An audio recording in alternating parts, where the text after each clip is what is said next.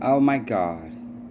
If I think the drug isn't being pushed on the youth, they come up with vending machines for opiates in Vancouver.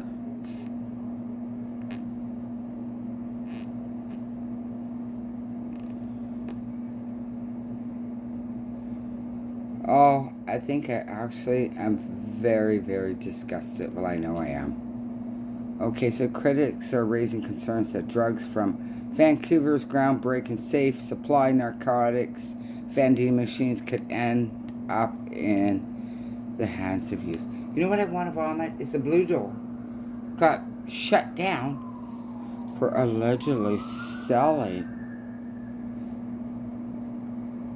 cannabis to an underage person. Yet they can buy outside my window, fucking hard drugs.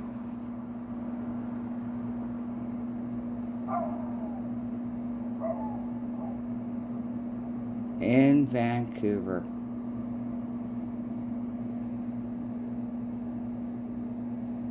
So, yeah, kids 16, 17. Probably foster kids that are already, fucked up.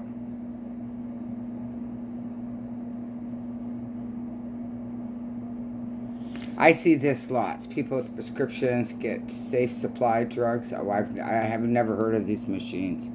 And then sell them for food. Yes. Yes, that happens down here. Like, they made such a deal about cannabis.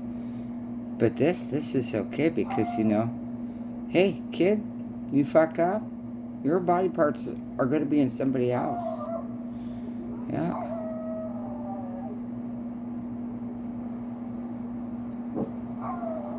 Oh, and it's like a mess under my window tonight. Just a mess.